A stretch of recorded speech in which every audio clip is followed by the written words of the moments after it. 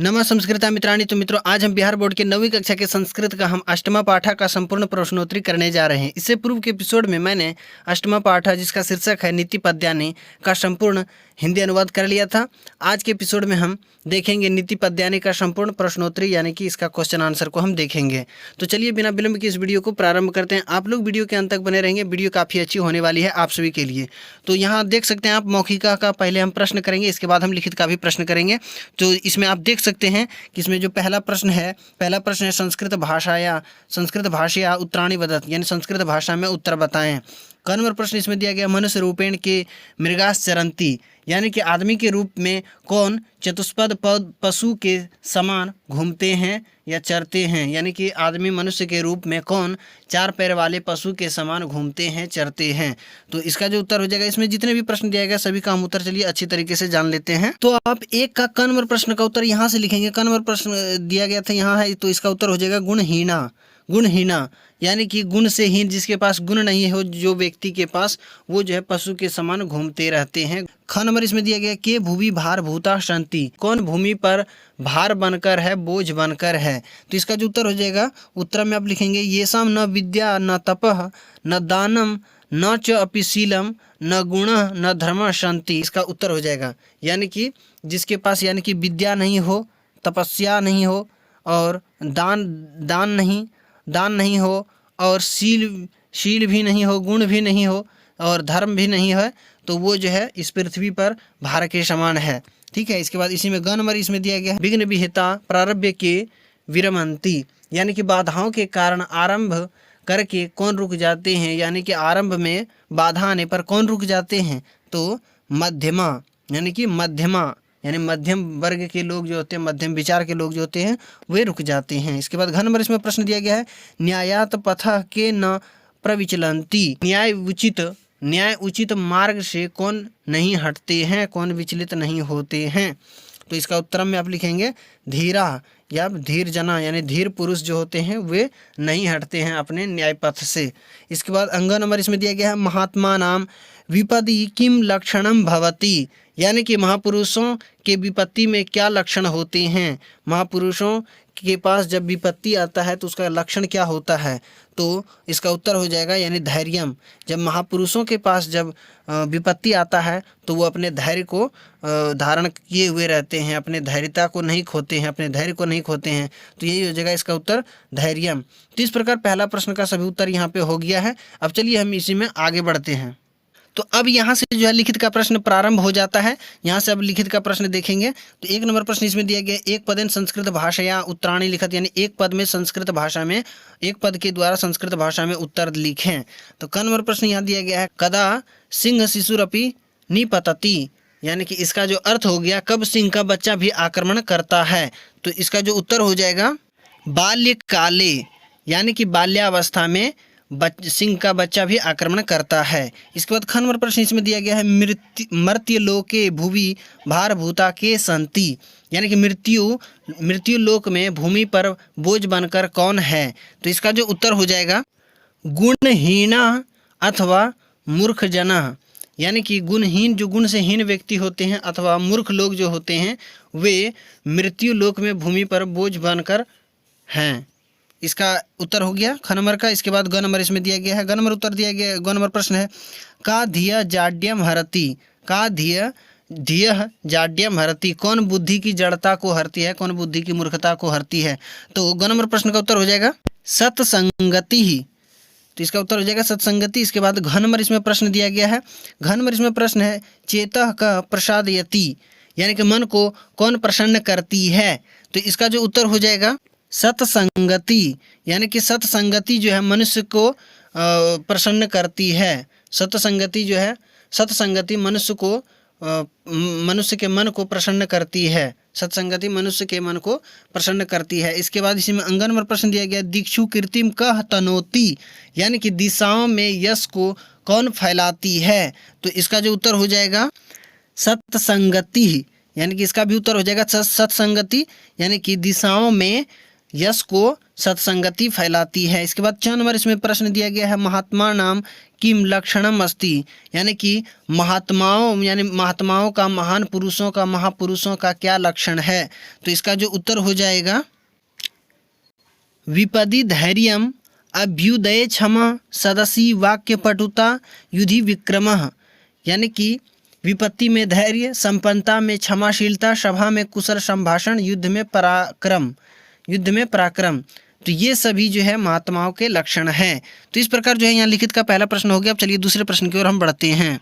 अब आगे जो दूसरा प्रश्न दिया गया है, दूसरा प्रश्न इसमें है अधोलिखितानि रेखांकित पदानि बहुवचने परिवर्तित, यानी अधोलिखित यानी जो लिखित दिया गया है उसमें रेखांकित पद जो भी दिया गया है इसमें, तो रेखांकित पद जो है एक वचन में दिया गया है, इसको बहुवचन में परिवर्तन करना है।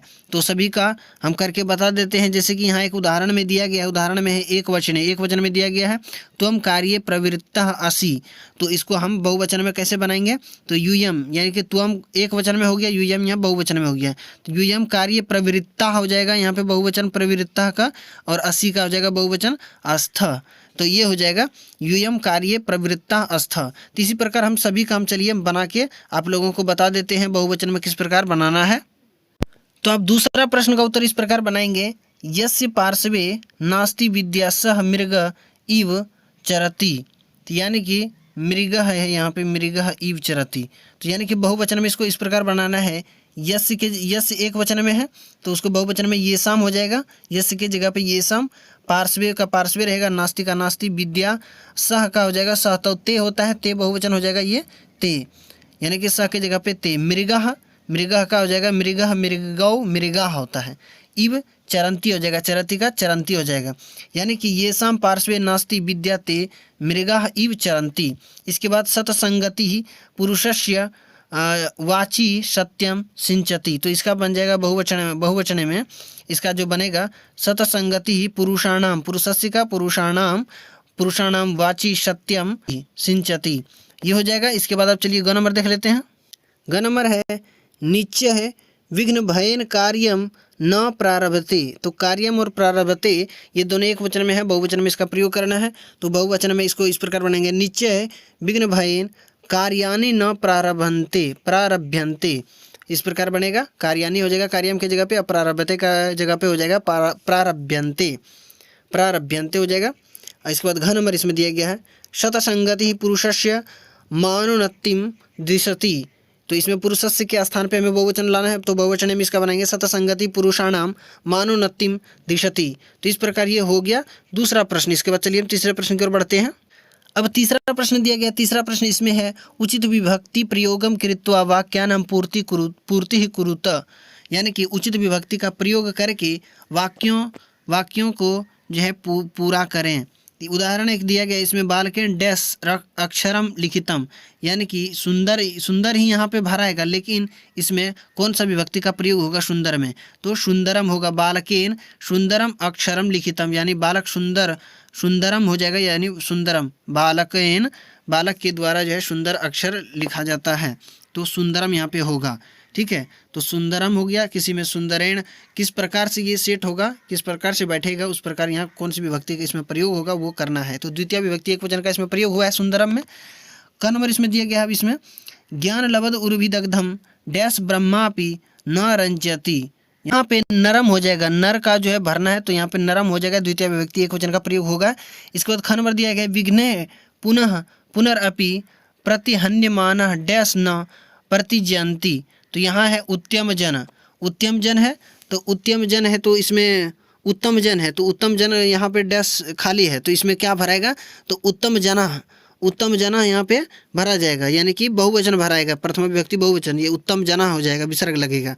ठीक है, इसके बाद ग नंबर इसमें दिया गया धीरा डैश पथ न प्रविचलंती, यानी कि धीर पुरुष जो होते हैं अपने न्याय पथ से विचलित नहीं होते, न्याय पथ से न्यायात हो जाएगा, यहाँ पे न्यायात, यानी पंचमी विभक्ति एक वचन का प्रयोग होगा। इसके बाद घ नंबर इसमें दिया गया संजनानाम मैत्री दिनस्य डैश छाया इव भवति, तो यहाँ है प्रार्धि भिन्न है, तो यहाँ हो जाएगा प्रार्ध भिन्ना। ठीक है, तो इसके बाद अंग नंबर इसमें दिया गया, अंग नंबर है उत्तम जना डैश न परित्यजन्ति, उत्तम जना डैश न परित्यजन्ति। तो इसमें है प्रारब्ध कार्य, प्रारब्ध कार्य नहीं, यहाँ पे प्रारब्ध कार्यम भराएगा, ठीक है। तो इसमें द्वितीय विभक्ति एकवचन का प्रयोग होगा। तो इस प्रकार तीसरा प्रश्न का आप भर लेंगे। तो तीसरा प्रश्न का सही उत्तर आपके सामने में दिया गया। क नंबर में नरम, ख नंबर में उत्तम जना, ग नंबर में न्यायात, इसके बाद घ नंबर में प्रार्थ भिन्ना, इसके बाद प्रारब्ध कार्यम। तो इस प्रकार आप सब में भर लेंगे। वीडियो रोक कर लिख ले अथवा स्क्रीनशॉट ले सकते हैं ये उत्तर का। इसके बाद चलिए अगले प्रश्न की ओर हम बढ़ते हैं। इसी के क्रम में चौथा प्रश्न इसमें दिया गया। चौथा प्रश्न अधोलिखितेषु शुद्धम पर्याय पदद्वयम रेखांकितम कुरुत, यानी कि निम्नलिखितों में से ये जो तीन शब्द में दिया गया है, इसमें से जो है इसी के समान, इसी ये जो मूल शब्द है, इसी मूल शब्द के समान जो है इसी का कोई दूसरा, इसी के समान कोई दूसरा पर्याय शब्द का जो है चयन करें, उसके नीचे रेखांकित करें। तो चलिए हम सबको बता देते हैं। इसमें जैसे निपुणा दिया गया है क नंबर में, तो निपुणा का जो है पर्यायवाची शब्द हो जाएगा विज्ञ, निपुणा का हो जाएगा विज्ञ। ख नंबर है लक्ष्मी, लक्ष्मी का जो है पर्यायवाची शब्द हो जाएगा, ये हो जाएगा रमा।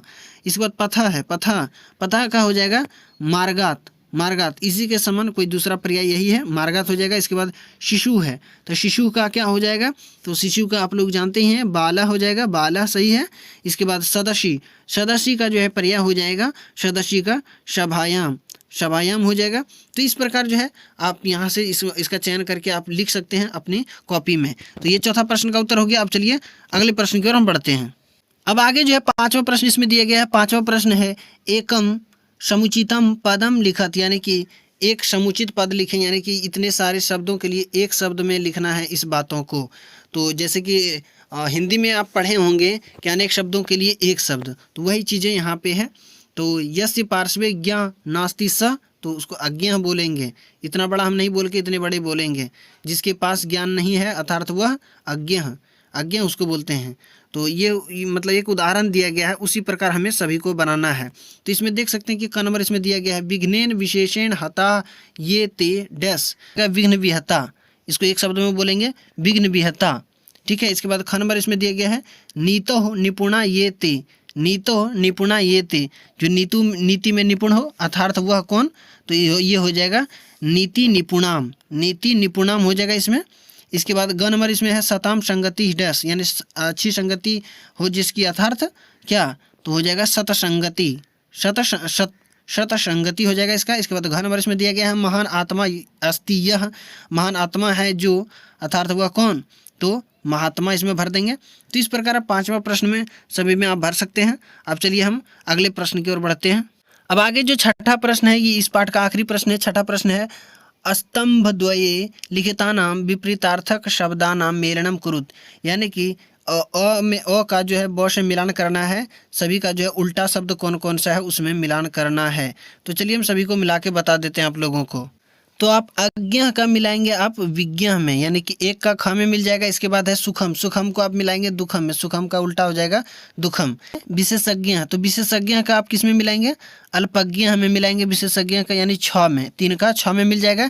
इसके बाद है विदग्धम, विदग्धम का आप किस में मिलाएंगे, तो विदग्धम का हो जाएगा मूर्खम, विदग्धम का आप मूर्खम में मिला देंगे, यानी ज में हो जाएगा। इसके बाद भुवि है, तो भुवि को आप किस में मिलाएंगे, रसातले में, भुवि को रसातले में च में मिला देंगे, 5 का च हो गया। इसके बाद निश्चय का आप मिला देंगे, उच्चय में हो जाएगा, निश्चय का उल्टा उच्चय हो जाएगा। इसके बाद है उत्तमा, तो उत्तमा को आप मिलाएंगे आधमा में, उत्तमा को आप आधमा में मिला देंगे। इसके बाद है महात्मा नाम, एक बच गया है, इसमें हो जाएगा दुरात्मा नाम में मिला देंगे आप, ये हो जाएगा इसका सही मिलान, यानी कि 7वां का हो गया, 8वां का हो गया ग नंबर में, 8वां का ग, महात्मा नाम यानी दुरात्मा नाम। तो इस प्रकार सही मिलान आप मैंने कर दिया है। आप वीडियो रोककर इसको मिला लेंगे अथवा स्क्रीनशॉट भी आप ले सकते हैं। तो ये हो गया छठा प्रश्न का सही उत्तर। आशा करते हैं कि ये नीति पद्यानी का प्रश्नोत्तरी आपको बहुत ही पसंद आई होगी और अच्छी लगी तो आप वीडियो को लाइक कर देंगे, चैनल को सब्सक्राइब कर लेंगे। हम इससे भी बेहतर वीडियो लाने का प्रयास करेंगे आप लोगों के लिए। तो तब तक के लिए इस वीडियो में इतना ही। नमः संस्कृत, धन्यवाद।